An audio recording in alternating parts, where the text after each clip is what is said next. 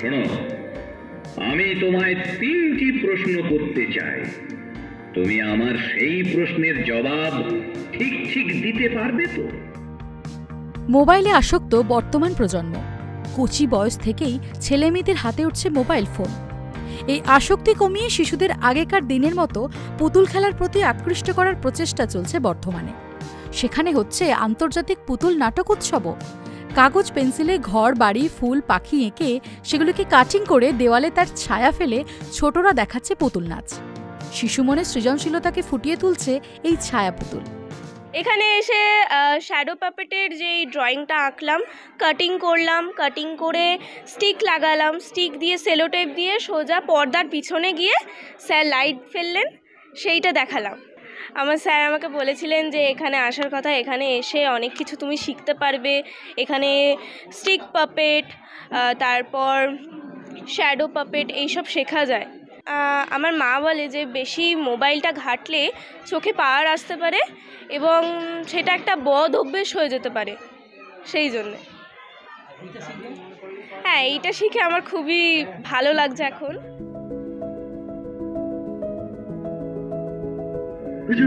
নিশ্চয়ই অনেক মোহরদান আছে। ছায়া পুতুলের পাশাপাশি রয়েছে লাঠি বা ডাঙা পুতুল নাচ, দস্তানা পুতুল নাচ কিংবা সুতোয় টানা পুতুল নাচ। এই উদ্যোগে খুশি অভিভাবকরাও।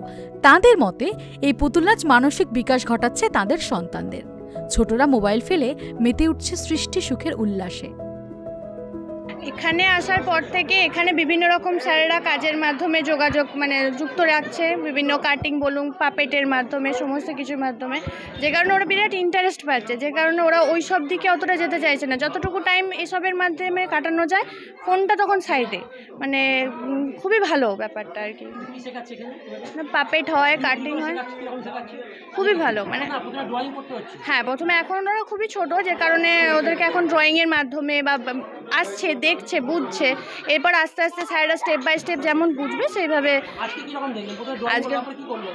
আজকে ড্রয়িং করলো, তারপর কাটিং করলো, তারপর সেটাকে পাপেটের মাধ্যমে শ্যাডো যে পাপেট হয় সেটা করলো। খুবই ভালো সাড়া পাচ্ছি। আমার বাচ্চা 1.5 বছর ধরে শিখছে এবং এখানে ও পুরনো স্টুডেন্ট। এখানে অনেক নতুন নতুন বাচ্চারাও এসেছে।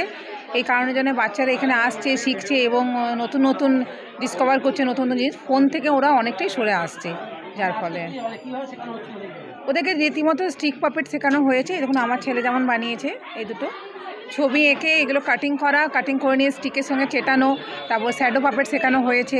বাচ্চাদের এই বয়সী বাচ্চাদের যে কটা জিনিস দরকার সে কটা জিনিস আজকে শেখানো হয়েছে। অনেকটা মোবাইল থেকে সরে আসছে এবং কাজ করতে সময় লাগছে। অবশ্যই এর কাজগুলো করতে হলে আমাদেরকে ওদের সঙ্গে থাকতে হবে, সঙ্গ দিতে হবে।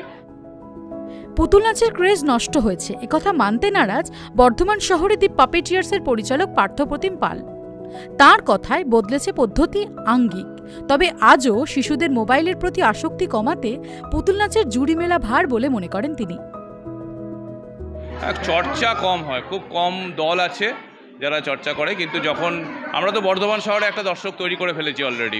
বর্ধমান শহরে প্রচুর মানুষ এই পুতুল নাটকের সঙ্গে যুক্ত হচ্ছে, তাদের বাচ্চাদের এখানে নিয়ে আসছে পুতুল নাটক শেখানোর জন্য। একদম ছোট থেকে, একদম ছোট 4 বছর 5 বছরের বাচ্চা আমাদের সানডে ক্লাসে আসছে। আমরা বাচ্চাদের পুতুল নাটক শেখাবার জন্য একটা স্কুল মতো করেছি। বাচ্চারা প্রচুর মোবাইল ঘাঁটছে, এখন সবাই ঘাঁটছে, প্রয়োজনেও ঘাঁটছে, অপ্রয়োজনেও ঘাঁটছে। হ্যাঁ, সেখান থেকে যাতে তারা পুতুলের প্রতি আকৃষ্ট, তাদের আকর্ষণ বাড়ে। এবং কারণ কি, ছোটো থেকে বড় সবাই পুতুলকে ভালোবাসে, আমরা পুতুল দেখলেই আমাদের একটা আনন্দ হয়। তো সেইখানে আকর্ষণ করার জন্য এই উৎসবের আয়োজন, আমাদের এরকম ওয়ার্কশপের আয়োজন, যেখানে বাচ্চারা এসে নিজে হাতে কাজ করবে, তাদের পুতুলকে তারা অপারেট করবে, দেখবে তার থেকে কি বেরোচ্ছে, কি পুতুল কীভাবে নড়ছে, কীভাবে কথা বলছে, কীভাবে নাচ করছে।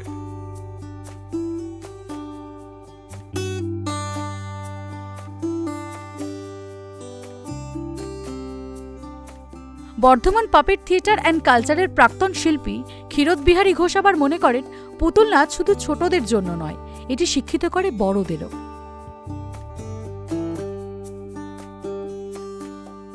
পুতুল নাচ তো হয় আগে, যেমন আমরা গ্রামে গঞ্জে মেলাতে খেলাতে পুতুল দেখতাম, যেটাকে আমরা ট্রেডিশনাল পুতুল নাচ বলে থাকি।